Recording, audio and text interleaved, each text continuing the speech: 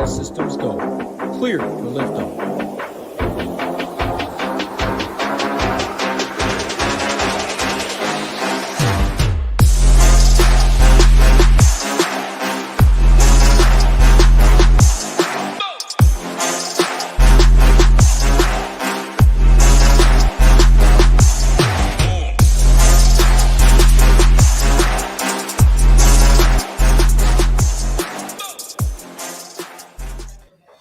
What's going on, everybody? Talking hoops with my man Rio. 8 games on a Tuesday. We were talking about a pre-show, Rio. Definitely like how the schedule is. Only one game at 7 p.m. Eastern. A lot of games at 7:30. One game at 8. One game at 8:30. FanDuel DraftKings not including the 10 p.m. Eastern game, but of course we have showdown content. Should be a pretty good one. The Suns and the Nuggets. So throughout the whole night, if you don't want to be around until 10 p.m. Eastern, 8:30, so 7 to 8:30, easy peasy. Most of them done at 7:30. Get some showdown content in, big prize pools out there in the industry. And just like our man Jordan said, a lot of milli cues up there. Satellites tomorrow, the big 2,500. So if you do want to try and get in for cheaper, take a shot, maybe chase some overlay, definitely check that out. Throw it over to you, though. 8 games, tons of injury news like always, and it's only going to get worse these next month and a half. How's it going on this Tuesday afternoon, man? Yeah, it's going good. A lot of injury shenanigans yesterday. Very upsetting. Obviously, all the Utah Jazz stuff. Keontae George, Taylor Hendricks getting ruled out after the game. Had the weird Anthony Edwards coming off of the bench. You had Patrick Beverley randomly starting post-lock. So, yeah, a lot of weird stuff going on in the NBA right now. They gotta improve their reporting for sure. But, yeah, looking forward to talking these 8 games tonight. Everything's condensed within an hour and a half window, so you don't have to sit around all night. But yeah, we definitely will have showdown stuff up tonight. Been pretty good. Had a somebody come over from the DGen merger, step into the NBA streets last night and ship showdown. So shout out to him. I think his name was Eric. Yeah, good job shipping that stuff over there. But yeah, looking forward to talking this one with you tonight. Yeah, it was really cool to see Eric. It's really cool helping members win. You've done a lot of that so far. Take a lot of time studying NBA, incorporate it into our Slate plan, which breaks down upper tier, mid tier, and lower tier options, has a blurb about each guy, a lot of advanced stats, advanced data like Rio talks about on these shows. We have correlation tools, ceiling rankings, projections, of course, that are updated throughout the night. A lot of these Q tags right now in the projections you see, someone's going to get ruled out. Things are going to change. You need updated quick projections. We have those over here. Cash report updated throughout the night.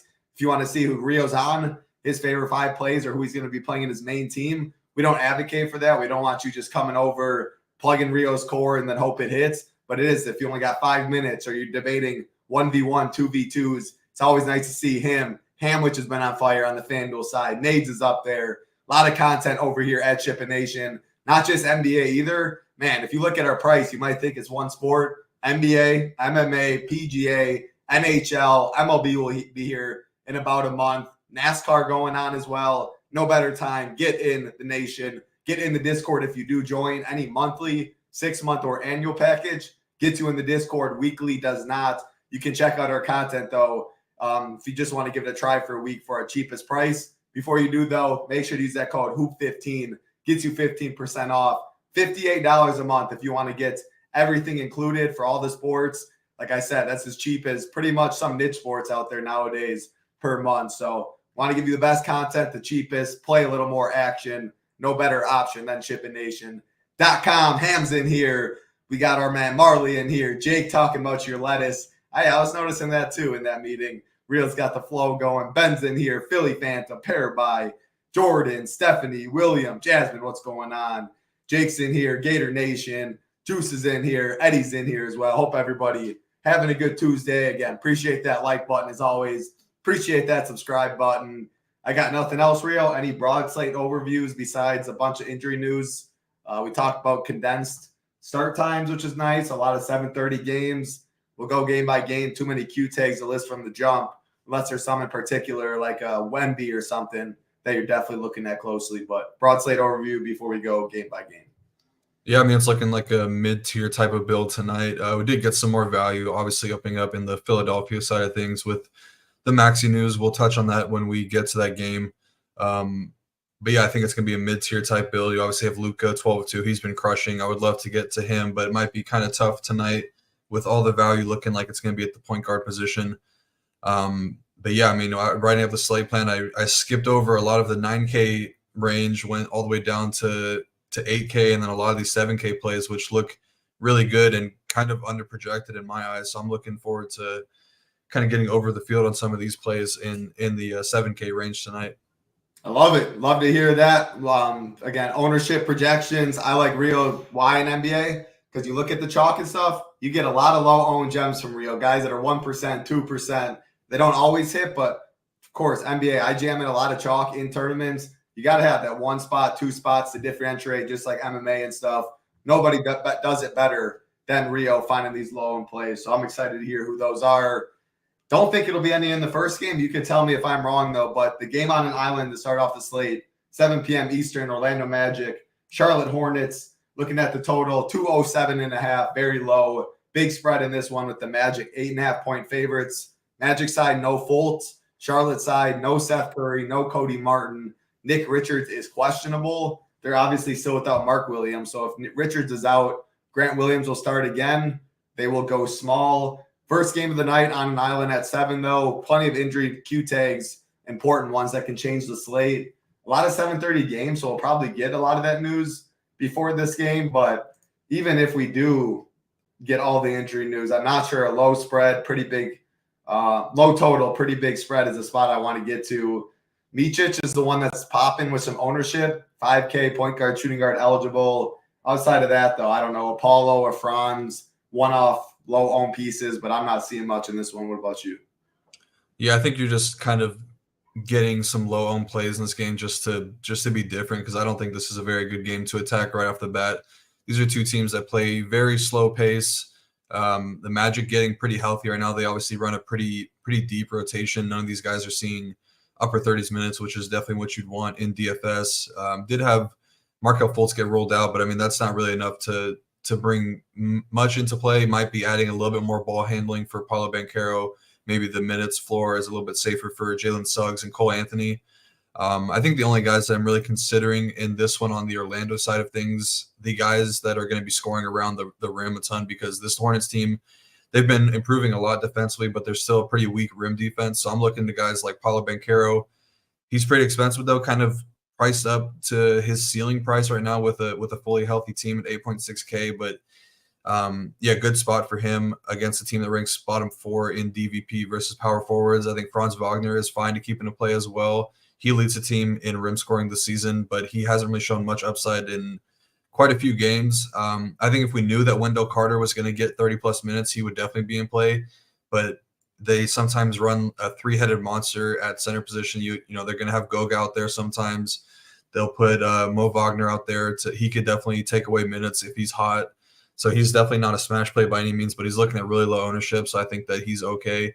And I think that really the only guy I'm considering on the Hornet side of things is Micic, but I'm not even too happy about that ownership at 30%. Magic a little bit worse versus pick and roll ball handlers. He's been he has a really solid role as the lead point guard for this team. He had over 7 minutes of touch time last game, but I think 5K is pretty priced up for what his upside is, even in this matchup. If you're going to pick him or Lowry, who ownership should be, I don't know, relatively similar, I think. People are going to want to go to some of these Sixers, me just being the first game that it locks. I think 5K, 5.2K, ownership relatively close. Who would you pick if you had to pick one? I'd go Lowry for sure. I think the minutes are way, way higher for Lowry. And matchup really is not all that much worse for him. You think ownership will be pretty similar as well? I think Lowry probably gets more than Micic right now. Yeah, I think now that we have that news, I could definitely see Lowry being higher owned.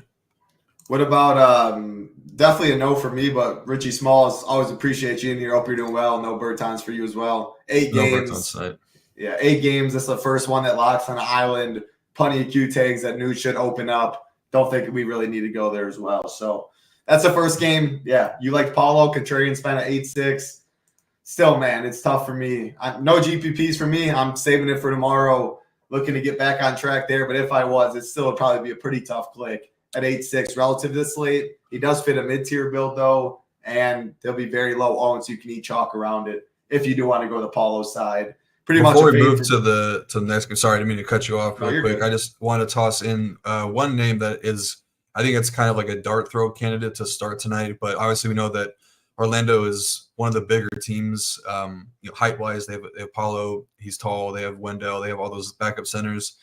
I think that if Richards is out tonight, Grant Williams probably the most likely start candidate, but it wouldn't be too crazy to think that Marcus Bolden could get the start. He only played 8 minutes last game, but Toronto, not a team you really need to size against.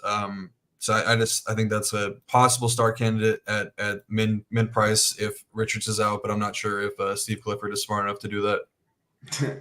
And so if he started, you'd be fine with that, even though, like, what is his? Even if he starts, what's his minutes? You think 20? Like, they can still go Bertans, they can still go Grant Williams, JT Thor. Like, they have Poku. Like, I mean, they definitely have bigs. I would say the ceiling 20 minutes. Yeah, I would say the ceiling would probably be 20 minutes for him if he was starting. And just center eligible, you'd still be fine with that? Yeah, I mean, I think anytime you have somebody starting that's min-priced at the center position should have a little bit of interest because you really wouldn't – I mean, you'd kind of be happy with 16, 18 points from that position if that allows you to get up to Luka. Yeah, the only reason I'm really asking is, like, Campaign is the guy right now people are going for really cheap, 3.2K. I guess completely different positions. Yeah, I mean, if you wanted to double it and get on a different build too, that makes sense. Just if he was starting, though, I think it probably would be more than likely Grant Williams. Let's keep it going. Next game, plenty of these at 7:30 p.m. Eastern. New Orleans Pelicans, Toronto Raptors, 228.5 total. Another big favorites are the Pelicans at 9.5.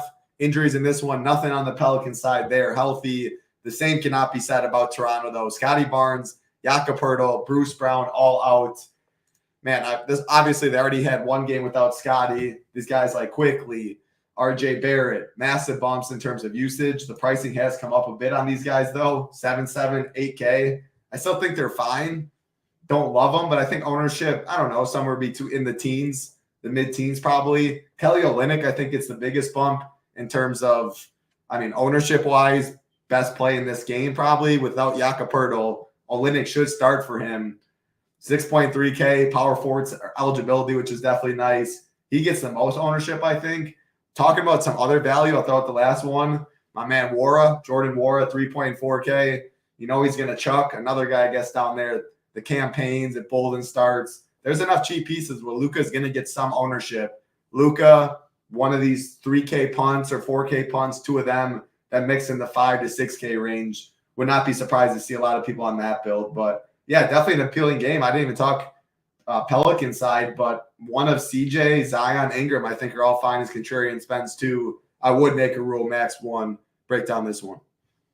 Yeah, I think you pretty much broke it down exactly how I would. I agree with you on the max one rule for the Pelicans' big three. I will continue to side with Zion just because I think the matchup is probably the best for him. This Raptors team been saying it every time we do these shows. They've been just terrible defensively, and Scotty Barnes was really the last man standing for them. That was a decent defender. He was taking on a pretty big role as the lead go-to guy on defense. But now that he's gone, now that Poeltl's gone, I think that's kind of slightly negative, Doc, for teams playing them because I love attacking Jakob Poeltl down low. He's just a terrible defender. But I mean, Kelly Olynyk really not much better. He's a stiff for sure. So I could see Zion putting up a big score. I've talked about him with the ball handling role. He had a really bad game versus the Pacers in a really good matchup last time out. Only played 21 minutes of that one, but was really, really underwhelming, only 19.75 DK points. But I think he bounces back in a pretty big way here tonight. So I like him the most on the Pelican side of things. I think even Jonas Valanciunas is fine to keep in your player pool. We've seen at times the Pelicans will kind of unleash him in really good matchups. He's going to have a really big matchup advantage here against Kelly Olynyk. So I think that he's totally fine at 6.2K. I think Trey Murphy is pretty sneaky at 5.6K. He's shooting much better over his last 3 games, shooting 14 for 31 from deep. Raptors are terrible defending the three-point line over the past 2 months. They're giving up, I believe, the third or fourth most three-pointers per game over the last 2 months.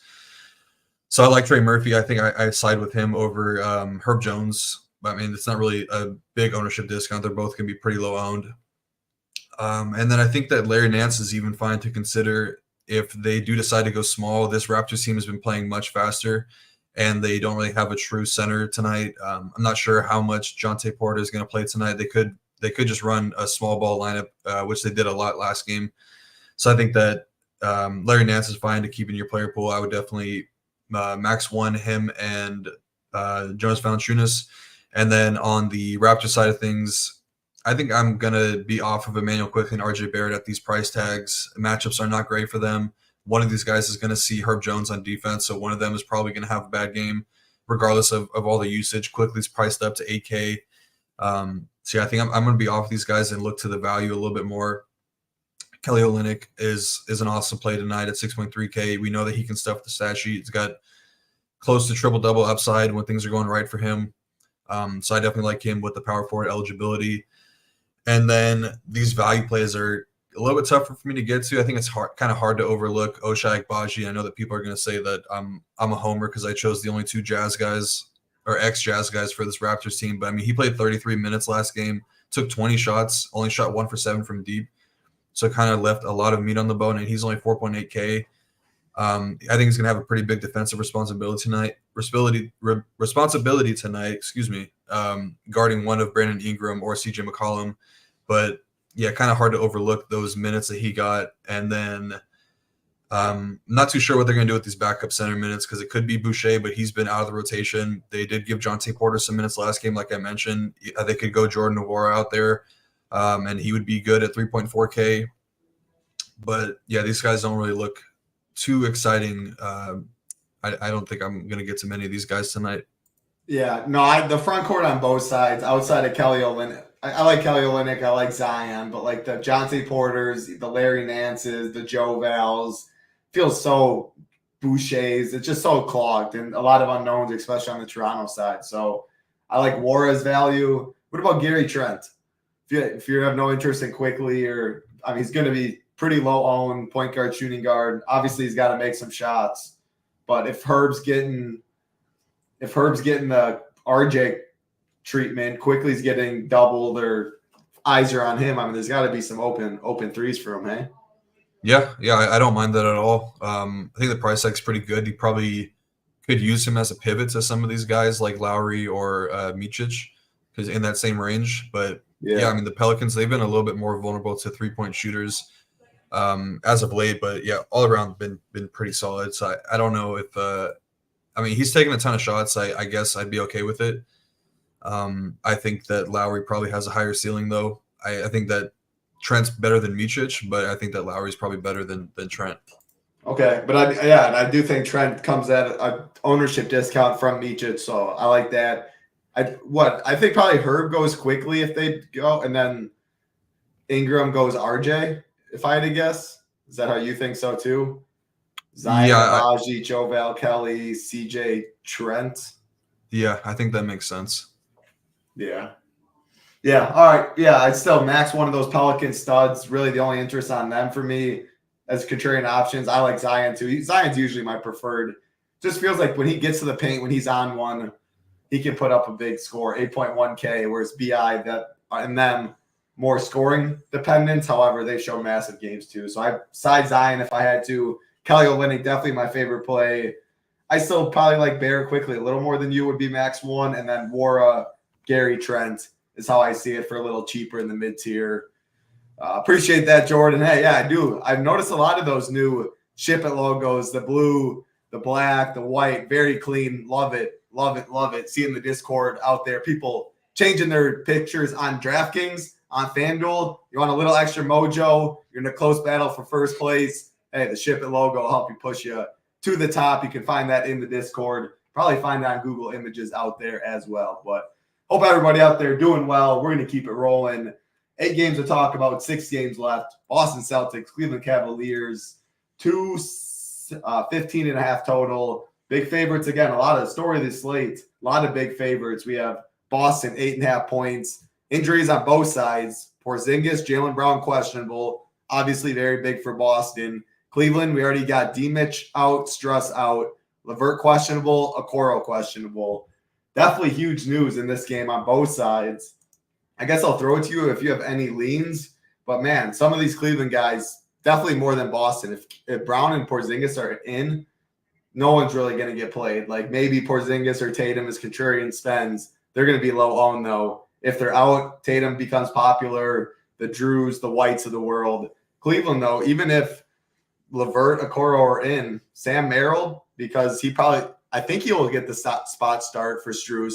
Could be wrong. If you think they go LeVert, let me know. But Merrill, Garland, LeVert, Mobley, Jared Allen, all of them already solid plays, and they have 2 Q tags that are important in the rotation. So monitoring Cleveland for sure. Boston injuries important. Do you have a lean on these guys? It's at 7:30. Hopefully get it before lock. Yeah, I think Jaylen Brown is pretty likely to play. I do think that Porzingis is more on the doubtful side of questionable. He's been dealing with, a plethora of lower body injuries. So I think that they could probably give him the night off, and then that would put Al Horford back into the starting lineup. Not much would really change from a usage standpoint. We've kind of seen Derek White be the guy that steps up when any of these starters have missed, but Tatum and Brown, 2 usage monsters, so I don't think that he would be a great play by any means. But yeah, the Cavs side of things is really big because they could be really thin tonight. I mean, I could see they might only have 8 bodies if both LeVert and Okoro were to miss. But I do think that Dean Wade is the most likely candidate to start for Max Strus tonight. Pretty solid defender. I think they'll definitely need his defense for Jason Tatum tonight. So I think that he is the most likely candidate to start. But do you think they go Okoro at the 2 if he plays, Dean at the 3, and then Merrill comes off the bench? Yeah, I think that's how they would do it. They like Merrill coming off the bench as the kind of the spark plug. But I think that he's pretty safe for his minutes regardless with no Donovan Mitchell. What does that do with Dean Wade then? Yeah, talk about that aspect. Like, sorry if I'm cutting you off what you're about to say, but because I was expecting it probably be Merrill, but that changes a little stuff for me. Like Dean Wade at 3-2 adds in that campaign, the wars of the world is value that could open up Luka's, especially if he starts. Because I don't know, I think probably some projection. Each site might have it different, whether it's Merrill, whether it's Wade, whoever it is starting. So how would that impact it if it is Wade? I mean, I think the projection right now is kind of, I think that's like where he should be. Like, I think that he is projected as the starter in terms of like his DraftKings projections. I don't think that he's like a great value by any means because we kind of know what Dean Wade is. He's a very, very low usage guy. Really doesn't do much outside of play defense. I mean, he's not going to take a ton of shots. He's not going to grab boards. He's not going to get assists. He's kind of just out there to play defense and run up and down the court, stand in the corner. Because I mean, you have big usage guys. Obviously they had Donovan Mitchell when he's out there, big usage guy. Garland, Evan Mobley, 2 big usage guys.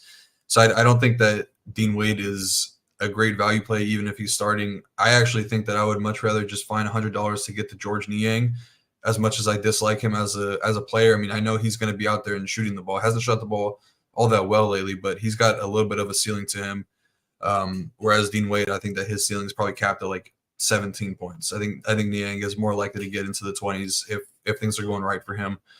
But that's like a very, very large field GPP type thing. I don't think you're running to play that in single entries or anything like that. But yeah, I mean, I like Mobley a ton here. Matchup is not great. Obviously, the Celtics one of the better interior defense this season, but he's really benefited in a big way with Donovan Mitchell off the court this season. 22% usage rate, is averaging over 50 DK points per 36 minutes with him off the court. But I mean, his playmaking has been pretty good. He's had 6, 7, and 7 assists in 3 out of his last 4 games. So they're clearly running the offense through him. So yeah, I think he'd be a great play at 7.5K tonight. And ownership is kind of in check. I'm seeing 11% on him. That's fine. I'm not too excited about Jared Allen. He hasn't really shown the same upside as he did earlier this season. Definitely has a lot to do with sharing the court with Evan Mobley. Mobley's taken away a lot of the rebounding upside off of Jared Allen right now. So yeah, I think that Mobley is a much better play for 200 more. I think Garland is a great play, and he's looking at single-digit ownership. I think people are kind of scared off of the matchup. Obviously, Drew Holiday, Derek White, elite defenders. But this matchup has kind of yielded a lot of points to opposing ball handlers. The Celtics are bottom 6 in pick and roll defense this season, and they've given up 37 points to Luka. Obviously, it's Luka. They gave up 32 to Maxey and 34 to Jalen Brunson. all those guys are top of the league in pick and roll scoring this season. Garland's going to lead the team in usage with Mitchell off the court this season. He's going to have the ball in his hands a ton. So I think that he's a fine play at 7.2K. I think he's got a little bit of upside in this matchup. And then kind of all the secondary guys are really just like LeVert. I think he'd be totally fine if he's in, but might be on some sort of minutes restriction. He's missed quite a few games recently. I think Okoro would be a good value play at 4.3K if he were to be in. Merrill, I do like Merrill coming off the bench regardless. I think he's got a ton of upside, just a sniper from deep. And Celtics have been a little bit more vulnerable to 3-point shooters at times this season. Yeah, great breakdown. I definitely like Garland. And I was surprised too. Jordan brought it up. He thought his ownership would be a little higher, especially if these Q tags, like if LeVert is out, he's going to get a bump. The ownership's going to follow. Okoro maybe not as much, but definitely the Okoros of the world, LeVert's impact. Yeah, Niang, like 3.3K. I actually did like his game. I've always liked his game since Iowa State. It was Iowa State where Halliburton went to. I mean, because he just plays like an old man. The pump fake gets people to jump. Like, he creates space. Yeah, he can hoop, of course. But Dean Wade playing with the starters literally is all cardio. Niang comes in, he would do something. I probably would need at least one of them to be out to get to Niang. If they're both out, I would have interest because they would be thin. And I guess to this question, if Okoro and LeVert are out, Craig Porter would get some minutes, I think. And definitely blowout run he would get, but even normal run he would get. Would you have interest there at 3 at min price? Yeah, I think you're going to need for sure Karis LeVert out to get to Craig Porter, but probably both LeVert and Okoro because they're going to have to do some wonky things with their lineup. They're also going to have to if the game's close, you're seeing probably 38 minutes out of Garland tonight. So that's like 10 backup point guard minutes for Porter Jr., but I do think they would have to run him alongside Garland at times. So yeah, I don't hate that play, but yeah, definitely would probably need both of LeVert and Okoro out to get there. But yeah, I mean, he's 3K. You're probably right. If the game does blow out, he would be out there. I mean, there's a couple different avenues for him. Yeah. Yeah, and I wouldn't play him just because of blowout. If both guys are in, I wouldn't get to him. If one of them are out, I would definitely monitor that projection and compare him to the campaigns, the wars, these other cheap pieces. And if you project similarly, I think it'd be good to go. But one of them has to be out for sure is how I see it. Let's keep it rolling, Rio. Plenty of games still left to talk about. Still on 7:30. Detroit Pistons, Miami Heat. Low total, 217. Another big favorites, the Heat at 11.5. Quentin Grimes doubtful for Detroit does not mean much on the Miami side. Richardson, Kevin Love, Tyler Hero, all out. Low total, big spread in terms of ownership. I don't see much in this game. Bam, Jimmy, Rozier, max 1 on the Detroit side. I don't know, probably just Cade if you could talk me into Duren, but I don't know. I don't love picking on Bam down low, but now that I say that, I do feel like you mentioned Miami, at least at one point during the year, was going through it everywhere, even in the paint, I thought. But I don't like picking on Bam. Probably no Duren. Cade, if he gets hot, and max 1, Bam, Butler, Rozier, not a game I like much at all. And like that Boston-Cleveland game, already better, especially on the Cleveland side. And injuries, if one of KP or Brown, then the Cleveland stuff, like that's a game I like so much more than this game. I like the Pelicans game a little more. So, yeah, I guess long-winded way of probably saying fate. I think I have a little bit more interest in this game than you do because I do have a lot of interest in Bam and Jimmy in particular. We know the Pistons defense, they've been really bad all season long. They've gotten a little bit better since they got Isaiah Stewart back in the lineup, so that does kind of have me a little bit worried about the matchup for Jimmy, but not enough to get me off of him. I mean, he's just playing great as of late, has over 49.5 DK points in 5 of his last 6 games, playing a ton of minutes, kind of rounding into the playoff Jimmy form that we love. But yeah, I mean, the price tag's good for him. Ownership looks fine, 8.1K. So yeah, I think that he's a totally fine option. I think he's got a ton of upside in this matchup. Bam as well in a really good spot. The Pistons are bottom 4 DVP versus centers this season, as well as being dead last to pick and roll men. Bam top 9 in the league in that category. I think the price tag is really good on him at 8.4K. I prefer him to Sengun, who's looking at similar ownership. I think he's a little bit cheaper, but I definitely like the matchup a lot better for Bam. I think that Rozier is just okay. I think the 20% ownership might be a little bit much for him. I think it probably is going to be a little lower than that. Yeah, it probably comes down. Maybe that has a lot to do with him having the shooting guard eligibility as well. But yeah, I mean, he's going to have a good ball handling role with Tyler Hero sidelined as however long he's going to be sidelined for. Pistons are bottom 2 in pick and roll ball handling defense, points per game allowed this season. So there's definitely an upside case. Obviously, it's the Pistons. Anybody could have a good game against them. But I think I'm kind of okay getting away from that. I think I'd much rather find the money, get up to Jimmy or Bam if I'm looking to get guys in this game. And then I don't think that, I mean, Cade is fine. I think at 7.9K, really low ownership on him. I'm seeing he's got a ton of upside. I mean, go ahead. I was going to say like 5%, and that's probably like max 5%. Yeah, I think that's the high end. I think he probably comes in 2 to 3. Yeah. But yeah, I mean, the matchup is pretty tough for pick and roll ball handlers. Heat are top 3 in the league in that category, but the Heat are giving up a ton of points to catch and shoot scores. So I think that Cade could definitely get it going from there. But we've seen point guards have some pretty good big games against the Heat. I mean, even go back, I believe it was last time the Heat played, which was against the Jazz. Keontae George had a really big game. I mean, I think Cade is definitely better than Keontae George right now, but yeah, I mean, the minutes have been pretty good for Cade as well. He saw 36 plus minutes in 3 straight games before only seeing 23 minutes last game, which was really hurtful for me because I had a prop on Cade that was looking like it was going to smash. But yeah, I mean, I think Cade is totally fine. I think he's really the only one I'm strongly considering on the Detroit side of things. I think the matchup is pretty good for Fontecchio. He's kind of been getting talked up by Monty Williams, but I don't know if there's enough upside for Fontecchio in this game. It is a good matchup for catch and shoot guys, 3-point shooters, but I don't know if I'll be going there. I wouldn't call it crazy. I mean, what, dude's also going to be 1 or 2%. That's one of your random dudes. Hey, Rio says a random name like that, it's going to be such low home, 4.4K.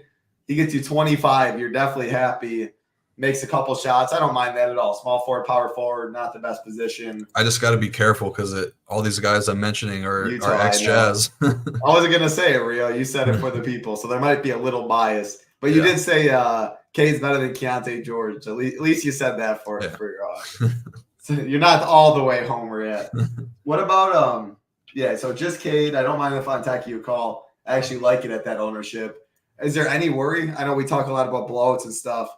Bam, Jimmy, but I guess to the question, Jimmy or Paulo, like I probably I don't know. I guess that game there's blowout risk as well. What are your thoughts there? Yeah, I think it's going to be Jimmy for me. I think there's just a lot less mouths to feed in Miami than there is in Orlando right now. Because it's Terry and it's Bam, and that's pretty much it. Like those are the guys that are taking away usage from Jimmy, whereas Paulo has got to compete with Franz, got to compete with Wendell Carter, Jalen Suggs, Cole Anthony, take away some usage when they're out there as well. Charlotte's been playing a little bit better defensively too. So I think I lean Jimmy over Paulo tonight. Cool. Definitely a good question, Jake. 2 guys he likes a lot in the mid-tier.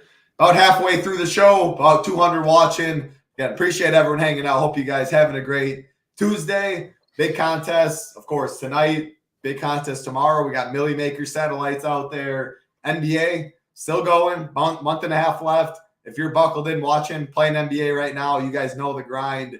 It's only going to get worse with these Q tags. You need projections. You need updates. Cash report. If something changes, which a lot of stuff does nowadays, changes are in yellow. Same thing with GPP core reports, ceiling rankings, correlation tools, everything you need in the NBA streets. We got you covered at SHIPIT Nation. Discord, a lot of very familiar faces in YouTube chat, helping people out in there as well. Showdown core reports. Today's a perfect day.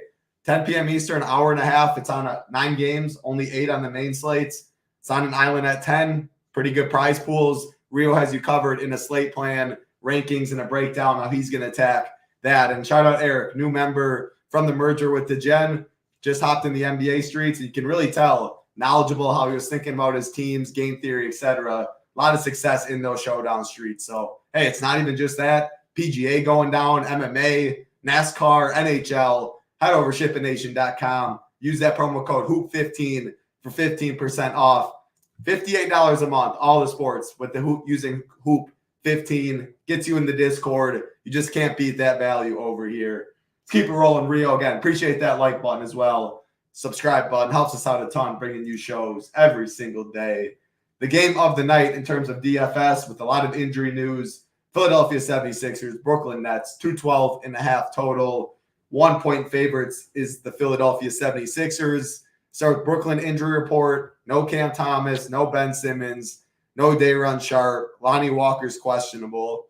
Philly side, no Embiid, no Maxey, no Melton. Cam Payne questionable. KJ Martin questionable. It's a lot of Q tags. That's a lot of people out, Rio. You look at ownership in this game. Oubre, going to be very popular. Claxton, going to be very popular. If Cam Payne plays, as of now with all the injury stuff, the value we have, I think he'll be a popular punt to get a guy like Luka in, etc. All these secondary pieces, Buddy, Cam Johnson, Tobias, Finney-Smith, Dennis Schroeder, Mikal Bridges. I think all those guys are fine plays as well. So I'll throw it to you. How many is too many? The pricing on both sides is so good with nobody above, 7.5K in this game with big injury news on both sides. Yeah, take it away. But obviously a game that jumps off the page for DFS on this 8-gamer. Yeah, for sure. I mean, you're going to see some pretty tight rotations in this game. I mean, the Nets, yeah, they could be really thin tonight if Lonnie Walker misses this game as well. I mean, they might just have to run out Mikal, Cam Johnson, and Dennis Smith Jr. for like 35, 36 minutes tonight. They'll probably bring back in Jalen Wilson into the rotation as well. I don't think that there'd be enough minutes for him to be a play, but he's only 3.4K, so maybe there's something. I mean, Lonnie, he's really only vacating about like 14 to 18 minutes on the high end.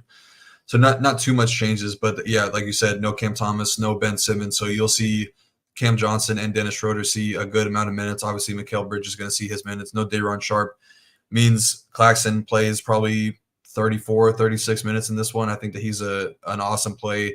The Sixers team really been struggling defensively since Joel Embiid went down pretty bad around the rim, giving up a ton of three-pointers. So have a lot of interest in Claxton, a lot of interest in Cam Johnson. Those are my two favorite plays on the net side of things, I think. And then Dennis Schroeder, I think I'm kind of okay getting away from him at 6K because I'm seeing a good amount of ownership on him. I think I'd rather get down to a Kyle Lowry in the same game because I do expect Kyle Lowry to play a ton of minutes tonight. He started, it was 2 games ago, I believe, played 36 minutes against Charlotte, played 33 minutes last game versus Dallas. So we know that his conditioning is there. He's going to play a ton of minutes, always been very durable. But yeah, I do expect him to start and have a pretty sizable role as the lead ball handler for this team. Kelly Oubre going to have to take on a really big role as well, filling in for Tyrese Maxey. And yeah, I mean, Tobias Harris is going to be a pretty solid spin up as well. I mean, yeah, I don't know. I think that probably 2 from each side. I think you could get to 3 Philly guys, but probably 2 from Nets is the most I would want to go in this one, though. I definitely could do 3 Philly, like assuming Cam Payne might be one of them at 3.2. I don't know. Even so, you wouldn't be fine with 3 of. I know you don't like Schroeder much. I love Claxton. I'm with you there. A Finney-Smith or Cam Johnson, 6'1", 4'5", and then either a Bridges or I know you don't like Schroeder. I don't know. I think I'd probably be max 3 both sides in this one. Is how I see it right now. I do prefer the Philly side the more I do it, but rank outside of Claxton, who would your favorite Brooklyn guy be? I think it's going to be Cam Johnson and then Dorian Finney-Smith after that. I didn't mention him when I was talking about this game, but I do really like Dorian Finney-Smith tonight. I think that he could see some small ball center minutes. I think he's going to have to. Yeah, I mean, he's been playing a ton of minutes, and he can do a lot of different things. I mean, he's got the assist numbers have been solid around 5 last 2 games or last 5 games or so. Rebounding been a little bit underwhelming, but I mean, he can get hot from deep. Not a terrible matchup for 3-point shooters as well. So yeah, I really kind of like Dorian Finney-Smith tonight. Yeah, I mean, like if Lonnie Walker's out, it's even more minutes. But we saw, I mean, I remember this exactly because we were last Denver at the live final in March, when in Denver live final, when Nets played Denver, they went small ball 5. Claxton got in foul trouble. Smith was guarding Jokic, and they were just playing like fronting him, playing behind, double teaming him that way. They could totally do it. Like Mo Bamba obviously is long. Claxton matches up there, but like Paul Reed, I definitely would not be surprised to see him go Smith, Johnson, Bridges, and a smaller that way and just help. So I like Finney Smith definitely for value. The minutes floor, 4.5K, very solid power forward eligibility. It's not like, you play him, you hope for like 25. You ain't getting your 35, 40 piece, but he makes a lot of work on this slate. Will we ever see a Mikal Nuke again? I don't know. He definitely is my least favorite net. Like that, talk about no upside, man. He feels like the definition. Watch him. This is the game, though. But any thoughts on him? No, I think that I liked him as a player, but he just hasn't been it this season. I don't know what's going on. It could be fatigue. He obviously has always had like a really big defensive workload in years past. This year has been a little bit different, kind of having to do a lot for this team, so maybe it has something to do with that. But yeah, he's just I can't do it at 7.5K. I think I'm going to need Mikal to be in the 6Ks for me to play him. Yeah. Last question on this game. Definitely Finney Smith for me. What about you, though? Yeah, Finney Smith. Yeah. And I guess I shouldn't say definitely. Like, that's the easiest question of all time because it's Dorian Finney-Smith, but I do lean Finney-Smith. Keep a couple games left. We got 1, 2, 3, 4 games left on the night, 3 games left on the slate. Rio's over there dying, so we're going to keep it rolling. Atlanta Hawks, New York Knicks, 215 total. Knicks 3-point favorites. Injuries in this one. Very important. Brunson has continued to be questionable on the Knicks side. They're obviously still without Julius Randle, OG. So monitor Brunson news for Atlanta. Trae Young's still out. Okongwu is still out. If Brunson's in this game is going to be low owned regardless. It looks like pretty much Brunson as a contrarian spend if he plays at 9.6K, I think would be fine. You love picking on the Hawks. But man, like 7.9K for Josh Hart, 7.8 for Dante. Bogdanovich, 6K. Like these guys are all priced like Brunson's out. So if he's out, you're not really getting value. If he's in, definitely not good plays. Brunson would be fine. I guess I'll throw it to you. If Brunson plays, do you think he has a minutes limit? Nothing on the Hawks side I'm really seeing. They're priced like Trae's out, Okongwu's out. No Q takes to make the spot even better. So yeah, definitely a fade for me. But I guess any lean on Brunson, and then if he plays, do you think he has a minutes limit? I think it makes sense to give him some rest. He's obviously been playing a ton of minutes lately. Had the knee scare that a lot of people kind of thought was season ending. It looked really bad. I think it turned out to just be like nerve damage or something like that. But the beat writers for the Knicks expect him to play tonight, which is very surprising. And I kind of agree with that. This team they're going to play their guys. If they have any chance to play, they're for sure going to play. And he's probably going to play the same amount of minutes that he's always played. So that's kind of what I'm expecting, but I would definitely be prepared for the situation that he does not play, because obviously a lot of these guys become great plays. But I even think that I'm really surprised at the ownership in this game, because we know that the Hawks have been one of the worst teams defensively all season long. They've provided some of the best game environments in DFS just because they play with fast pace. They give up a ton of points, 3-point shooters, transition, rim points, all that stuff. But like the Knicks, they've been really struggling defensively over the past month or so, ranking bottom 4 in defensive rating since the 1st of February, allowing the 4th most 3-pointers over that stretch. I believe teams are beating them even a lot in transition as well. So I could see this game environment being really good. This is this is the closest spread outside of the Philly and Brooklyn game, but this is the closest spread on the slate. So I could definitely see myself get into this one. I think that both teams are going to run really tight rotations. Nobody wants to play DeJounte Murray, 9.4K.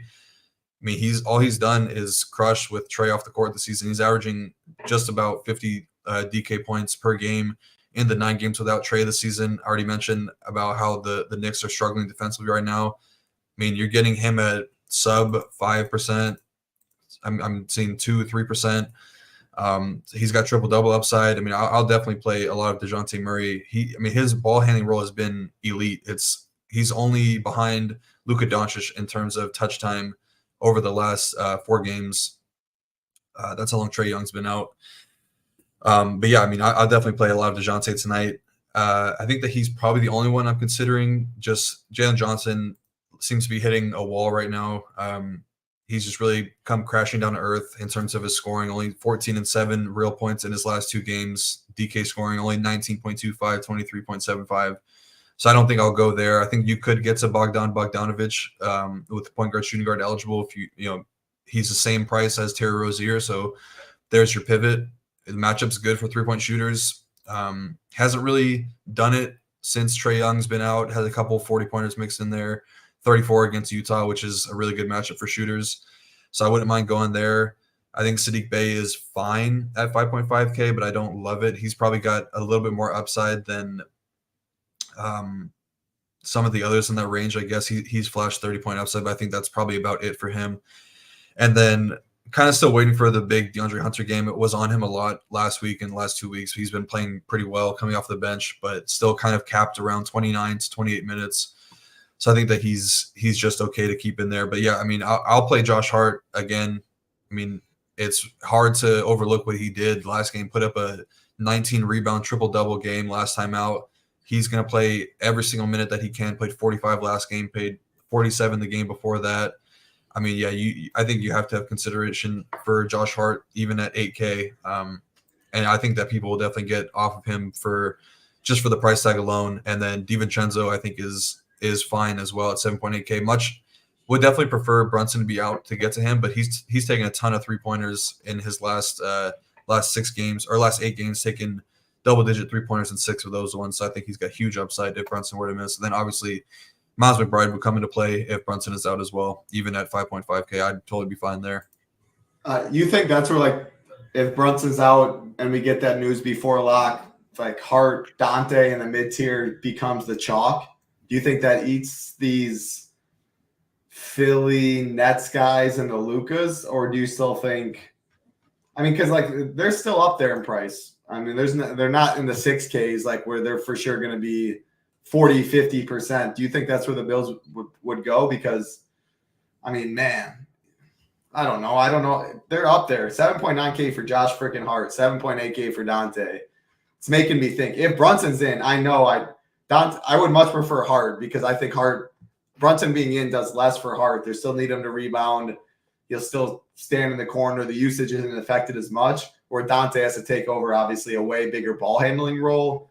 I do like Brunson. I was laughing at Nas the Great's comments, and right when you were saying like if he plays, he's gonna play. I mean, I like Brunson then at 9.6. If you think he'll go out there and he can walk back into 38 minutes in this matchup if he plays, which is what it sounds like, he's definitely my favorite if the minutes are going to be there. DeJounte on the other side, low ownership. I'll throw 2 questions back to you in this game and we'll move on. But Brunson or Murray, I know you like DeJounte a lot, but prices are pretty similar. Both point guard if you had to pick one. And then I guess just final thoughts, like would you max one of Hart, Dante if Brunson's in? Would you be good with both? Do you think ownership would be high on both if Brunson was out? So Brunson or Murray, I probably go Brunson. I don't know. It's really close though, because I do think that DeJounte's matchup is getting a little bit overlooked in this one, and Brunson, does have a good matchup, but he will see DeJounte Murray on defense most likely. DeJounte not really been the same defender as years past, but he's still a solid defender that could give him some fits. But I do think that Brunson probably steps right back into his normal 37, 38 minutes if he plays. Actually, no. You know what? I think I'm going to take DeJounte Murray because I think there is one piece of injury news that is kind of affects him positively a little bit. Kobe Buffkin was the backup point guard for the Hawks. He's rolled out tonight. So, I mean, I don't think they're going to run Trent Forrest out there for a ton of minutes. He's kind of like the backup point guard right now. I mean, you could see probably 38, 40 minutes out of DeJounte in a close game as well. And I think that the ultimate ceiling case is a little bit better for DeJounte than Brunson, just because he's got the triple-double upside. So I think I'll side with DeJounte Murray. If Brunson were to be out, I don't think that I would max one Hart or DiVincenzo. I do think that it would take a little bit of ownership away from the Philly guys, but maybe not too much because they are almost 8K, and Tobias Harris is only 7.2, and Buddy Hield is 6K. I think we'd go Luka. Like I think a lot of like not even a lot. I think it would just separate instead of just Luka, which I think is going to be pretty. Luka's definitely going to be popular right now. There's enough value and the 5K options and lower on the slate, but I think it would take some Luka ownership away, go some more in the mid tier. is probably how I'd see the Dante Hart. But again, I don't know. That's why I was asking you, because they're almost 8K. And the tears Luka's been on, and all these Q tags, which could even open up more value. Like Luka still might be a priority for the more popular bills that way. So just talking out loud. Definitely important news with Brunson. That game is at 7:30 Eastern. A lot of important news at 7:30. Definitely that Boston Cleveland game. Some injuries like Lonnie Walker in that Brooklyn game as well. And then important news for Brunson here as well. So 7:30 p.m. Eastern. That's where most of those games are. We're finally 2 games left on the slate, though. We got 8 and 8:30 p.m. Eastern. That, of course, is showdown content on the game on the island. Suns Nuggets. Won't talk about it on this show, but Rio will have his breakdown at SHIPITNation.com. 2 games left. San Antonio Spurs, Houston Rockets. We got 227.5 total. Rockets 7.5-point favorites. Important injury news in this one. Wemby questionable. Champagne questionable. On the Houston side, nothing in terms of injuries. I'll throw it back to you in this one. Is there a lean on Wemby for you? Because if he's out, obviously, some of these Spurs, the Sells, the Sokans, Trey Jones, Keldon Johnson, it'd be welcome back to the Pop show. Who knows what the rotation is going to be, but all those guys pretty much in that 5K range outside of Vassell, just more mid-tier options with the Nets, with Philly that we would see. Again, this game is an hour after lock, 30 minutes after the 7:30 game, so it's no telling when we'll get this news. Hopefully we do get it before lock, though. Houston side going to get some ownership. Jalen Green, Fred VanVleet, Dylan Brooks, Sengun. Definitely a good matchup for these Rockets. Start with the Spurs side, though. Start with Wemby and Champagne, and then break it down from there. Yeah, I think that Wemby, I mean, he's game time decision, so there's really no true lean because that's more like 50-50. I think that he probably plays tonight, though. I was watching that Pacers game when he got injured. It looked like it might have just been like a stinger or something like that, but he finished out the game, didn't really look too affected by it. It happened with like 2 or 3 minutes left, so he finished it out. But yeah, I mean, there's a chance they're cautious with him. Obviously, he's been playing great as of late. But yeah, I mean, if that's like the biggest news on the slate, second biggest news if you think Luka is more doubtful than questionable. But yeah, I was just kind of playing around with some practice builds with Wemby in. Just some 2v2s because this game does lock, like you said, 30 minutes after that second group of games lock. If you start your lineups with Wemby and Trey Jones, I know Trey Jones doesn't really project that well, so this is just kind of an example of what you could do. But since there's only 2 games that lock post 5:30 or 8 p.m. Eastern, you go Wemby and Trey Jones. If Wemby gets ruled out, you can swap that to Luka and Zach Collins, and it equals out to about the same amount of salary. So that's kind of the 2v2 swap you need to be having in mind when you're looking to play Wemby or looking to play Luka. But yeah, I mean, obviously huge. If he's out, a lot of usage is going to trickle down to Devin Vassell. He's pretty priced up, but he's been playing pretty well. I don't love the matchup in particular going up against Dylan Brooks. I probably would look more so to the value guys in Jeremy Sochan. Keldon Johnson definitely would make Zach Collins a great value at 4.5K. We've seen him have a ton of success in spot starts this season. So he'd be a really strong play.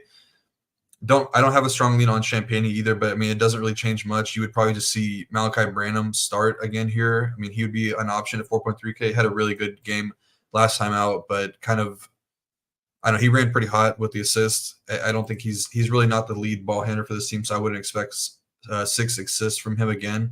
But he would probably get another start. And then the Rocket side of things, Sengun, I mentioned him earlier, going to be looking at similar ownership to Bam. I do prefer Bam. Sengun's he's just kind of fine right now. He hasn't really put up like a GPP worthy score in a really long time. He's only scored 6x this current price tag once in the last 11 games. Did have 58 against the same San Antonio team earlier this season. Not having to deal with Wemby down low would definitely improve his outlook a little bit. So I would like him more if Wemby were to be out, but we might not have the news, so we don't know. And I really like the spot for both of these guards. Fred VanVleet playing huge minutes again, 36-plus minutes in 5 straight games. Spurs are bottom 3 in pick-and-roll defense this season, as well as being bottom 3 to opposing point guards in DVP. Jalen Green in a groove right now, scoring 34 points in back-to-back games versus Phoenix. This is a really good spot for him. The Spurs are dead last in DVP to shooting guards this season. He's shown really big upside with this team fully healthy even. So I like both those guys a lot. And I think that's pretty much it for me. I'm not looking to get to like Brooks or Whitmore or anything like that. Yeah, Jalen Green's my favorite play, but I think ownership, he probably will be the highest owned, but man, he is 30%, 34, 30% usage rates. Minutes are up there, 23, 28, 17. I mean, the dude is absolutely chucking, still sitting in the mid-tier, 6K. But yeah, definitely have a plan. It'd take me a little more time to think. Like, I wouldn't want Trey Jones more than likely if Wemby was in. I don't think he'd be the worst play. But like, man, if Wemby's not in, I love Vassell. Then I like the Trey Jones, Keldon Johnsons of the world. Already like Jalen Green. I already think Van Vliet's fine. You mentioned Zach Collins. He would start for Wemby, become a very good play at 4 or 5. So you can do something with like Sengun, just center eligible. Zach Collins, just center eligible. And there's 2 games. Again, we could get this Wemby news before lock. Like, it's only 1 hour after lock. And there's only 1 game that starts at 7 Eastern. So like Andrew Martinez brought it up. But if you want to fade that game, we don't even love that too much. If we don't have Wemby news, hopefully we get it before 7:30. Then you can include that game in the 7:30 docket. But like Zach Collins would definitely be a strong play. What are your thoughts on Wemby if he does play as a contrarian spend in between the Lukas of the world? And again, we're talking like Luka plays. He is questionable. We'll get to it in a sec. I'm expecting him to play. What are your thoughts on a Wemby? You don't play Luka. You miss some of the mid-tier bill, but there's plenty of value on the slate. So I guess do you think he has slate breaking upside? Yeah, for sure. Yeah. Yeah, definitely. I mean, he's put up 70 plus in 4 of his last 8 games. So, I mean, that's a pretty good success rate, 50% in the last 8 games. I mean, he's for sure got slate breaking upside. Matchup, not the greatest. The Rockets been pretty solid all season long defensively. I think that more so has to do with them playing at such a slow pace that they don't really allow a ton of their games just don't really cede a lot of points in general, but they've been playing a little bit worse lately, a little bit faster. So yeah, I'd be totally fine with Wemby. It's nice that he still has the power forward eligibility too. I think they might end up taking that away pretty soon. But yeah, I mean, we gotta take what we can get. I think Wemby's a great play, regardless of the matchup. I love it. Last game on the slate, wrapping up, coming up on about an hour. Appreciate everyone hanging out. Rio with the great breakdowns. Again, if you catch him on the shows Tuesday, Wednesday, now you do have him Friday, wrapping up the NBA show, but he has a slate plan where he breaks down upper tier, mid tier, lower tier on the site behind the paywall. Monday through Sunday, the Showdown core reports. Monday through Friday, helping a lot of people win some money late at night in the streets. Of course, NHL, PGA, absolutely been on fire, the PGA content. Best projections, best ownership in the industry there. MMA, shout out Big Marley. Best ownership in the industry right there as well. All sports, one low price, weekly, monthly, 6-month, or annual packages. Head to ShipItNation.com. Check the prices, but do use the promo code if you do want to try Hoop15 to get you 15% off any of those packages. Last game of the night, Rio, Indiana Pacers, Dallas Mavericks, 8:30 p.m. Eastern. Big boy total, 246.5. So you look at these totals. This one, by far on an island. 5 points spread, too. Not many 5-point spreads out there. Philly was only 1. Atlanta was only 3. This is 5, though. So, man, looks to be the nut game in terms of Vegas props. However, Luka soaks so much. Actually, injuries. Luka questionable. Maxi Kleber questionable. Derek Jones Jr. questionable. Pacer side, Benedict Mathurin questionable. Aaron Nesmith questionable. Ben Shepherd questionable. So there are some Q tags in this one that's important. I'm assuming Luka plays with this total, with this spread, etc. I mean, man, you look at all of it, you'd assume great game to target. On the Dallas side, though, it's really just Luka and Kyrie you only want to play. I prefer Luka for sure. I would max 1. Now, if Luka somehow ruled out and you have 2v2s in something, you want to make sure you play Kyrie at 8-9. Would be a phenomenal play. Then you can upgrade something in the game before maybe. Pacer side, though, the Mathurin, the Nesmith news, I think is pretty interesting. Miles Turner, Siakam. I mean, man, Tyrese. It's hard to even bring up that name right now. He's been tweaking, but he's only 9K. Start with Dallas, since it's much easier. Do you agree? You think Luka plays? Then go to the Indiana side. And if any of these Q tags mean anything in this game. Yeah, I think Luka probably plays. Been dealing with these ankle injuries, the nose injuries all season long. It seems like. Yeah, I think that he's probably going to play tonight. This team they need wins badly. They're slipping in the standings. They lost 4 out of their last 5 games, giving up a ton of points as well. Dead last in defensive rating over those last 5 games as well. But yeah, I mean, I don't need to sell you Luka Doncic. He's obviously been MVP status this season, been scoring a ton, but just to improve the fantasy outlook on him, Pacers dead last in pick and roll defense this season, which is not something you want to be going up against Luka, who's the top pick and roll scorer this season. So yeah, I mean Luka's a great play. I don't need to tell everybody that. You guys already know that. If he's out, yeah, definitely look to Kyrie Irving. Haven't seen the situation with Luka out in this new team with PJ Washington and Daniel Gafford in there. I think that PJ probably would soak up a good amount of usage on the offensive side of things. I think that Dante Exum would come back into play at 3.8K if Luka were to be out. Maybe Jaden Hardy, who's been out of the rotation for a bit. He's still with the team, right? I think he's still there, but I haven't seen anything about it. You said Jaden Hardy? Yeah. Yep. He's still on the roster. Mid-price 3K. Yeah, so I mean he's way down there, yeah, with the behind Exum, everything. Yeah, so I mean, expecting Luka to play tonight, but those are the guys, Tim Hardaway Jr. as well. Those are the guys that are going to soak up the usage for Luka if he's out, but do expect him to play tonight. I did see, Jordan mentioned PJ Washington. Definitely like him tonight. I'm not a huge fan of the matchup for him. Very, very much more like a 3-point shooter. He's taken a lot of 3-point attempts lately, 7, 9, 10 in his last 3 games. Pacers do a really, really good job. I believe they're best in the league at 3-pointers allowed per game, meaning they allow the least. But yeah, he should be able to score inside. Pacers are dead last in DVP to opposing power forward side. I don't mind him at 5.8K at all. Indy side of things with the injury stuff, I do expect Nesmith to play. He's been, he returned from injury a couple of games ago with the, I believe it's the shins that he's dealing with. But yeah, he should be good to go. The Mathurin downgrade definitely, that changes things a bit. He's seeing a lot of those shooting guard, small forward minutes for this Pacers team. Good matchup for those guys as well. If he misses, then maybe Nesmith, who's only been seeing, he got up to 28 minutes last game versus San Antonio, but maybe he gets back to right before he got injured, he was up there like 33 to 36 minutes some games. So maybe he gets back to that, and I would not mind the matchup for him at all. Mavericks giving up a ton of 3-pointers over the last 5 games.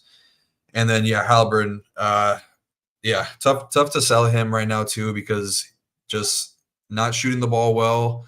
5 for 31 from 3-point range over his last 5 games, just shooting it really, really poorly. The ball handling role has very, very much come down to where it was, earlier this season. He was just dominating touch time and all those things, playing really well. But yeah, all those numbers are starting to come down a lot. But I mean, the matchup could be pretty good for him. Like I mentioned, Mavericks really struggling right now defensively. So yeah, I'll probably still have some of him, but very reluctantly clicking his name tonight. And then I think Siakam is okay going up against PJ Washington. PJ, not a great defender. He's had a couple of good games mixed in there, a couple 50-pointers a couple games ago. So I think that he's okay. I think that's really all I'm looking at in this one. Miles Turner, thoughts? I think the price is fine. The contrarian center option and gives you more if Wemby's out or something to go to Zach Collins or stuff there. So I wouldn't mind it. Yeah, I think I would probably just be looking to him as like a late swap type thing if I need to make up some points, because he's looking pretty low owned, but I don't love it necessarily. I do think that this game has a chance to go smaller. So maybe we see more Jalen Smith center minutes or Obi Toppin, something like that. But yeah, I think that he's just okay at 6.6K. Great breakdown, man. Great breakdown. Yeah, these last 2 games with Luka and Wemby, I'm expecting Luka to play. We think Wemby plays as well. But easy pivot with Kyrie at 8-9. You definitely would want to get him instead of Luka, and then you find other upgrades. No Wemby, Zach Collins would be a great play. Vassell becomes a better play. The Trey Jones, the Kelvins. But if they're all in, again, 8 p.m. Eastern, 8:30 those 2 games are, we could very well get that news even before this first game of the night, or at least the 7:30 games, which is the big talking points on this slate. Injury news, very important. Turn on Twitter, underdog notifications. It's what I found to be the quickest. Well, Rio updates a lot of time in the Discord telling people they're out as well. But definitely make sure yourself to have those notifications on. Projections are updated throughout the night. We'll tag everyone, either Boomer or SHIPIT Nation. We'll tag people in the Discord and letting you know that. Tough slate, someone said. Unlike yesterday, it is. But, hey, it's NBA in March. Someone's going to get ruled out. It's going to open up a whole team or a couple obvious value plays. You'll see that projections, cash reports, etc. And find some low-owned options, whether it's who Rio talked about, who's in the slate plan, the core reports, our tools, the rankings, the ceiling rankings, the correlation tools. You're going to eat chalk, projections, core reports will help you that way. Just got to find a little couple low-owned pivots. All it was yesterday, what you need, Rio. Pat Bev, Kobe White, all chalk, chalk, chalk, chalk, chalk. You only need a couple pivots there. That's the NBA streets for you. So Hoop 15 gets you 15% off. PGA lock in a couple days. MMA big boy card, $299. You go from one of the worst cards last week to one of the best cards this week. Going to be a lot of fun. NASCAR content, always a fun sweat in the streets. Make sure to use that code HOOP15 for 15% off. We'll see you in the Discord. Any final thoughts, though, for the people, Real? No, I just see these guys in chat getting me excited. Got Isaiah Thomas joining the Jazz G League team. Love to see that. There you go. Yeah, no, good time to join right now for sure. MMA, great card this weekend, like you mentioned. I think that Tidal and Marley are two of the best in the industry. Very biased because they've won me a ton of money, but they do a great job breaking down the slate. Marley does a really good job with his ownership. You have a bunch of different things to look at. Look at Marley's fight rankings, Tidal slate plan. All of it is a great breakdown. So yeah, definitely looking forward to that. Obviously, we've been crushing it in PGA. Another big weekend for a lot of our members, not just the guys up top that are winning, but had a lot of membership over the weekend, had a couple showdown winners. So yeah, definitely get in over here. And now it's a great time. NBA starting to heat up a little bit with all these injuries. Going to be a race to the finish line at this point. But yeah, I'm looking forward to tonight's slate for sure. Yeah, it's going to be a grind end of the year. But hey, there's nobody better to help you out than Rio. Stays on top of all of it. And again, everything updated throughout the night. That updates with the news. And of course, PGA been on fire. And last thing, shout out our man, Nick. Absolutely been on fire in the PGA streets. It's like 3 weeks in a row. I feel like he shipped something. So PGA content, full force, ready to rock. Let's see some SHIPIT Nation logos up top in the NBA streets as well. And hey, check out some NHL content, which we have over here as well. Good luck, everybody. Be safe. Let's see some SHIPIT Nation logos up top. For Rio, I'm Titletown. Have a good night. Good luck.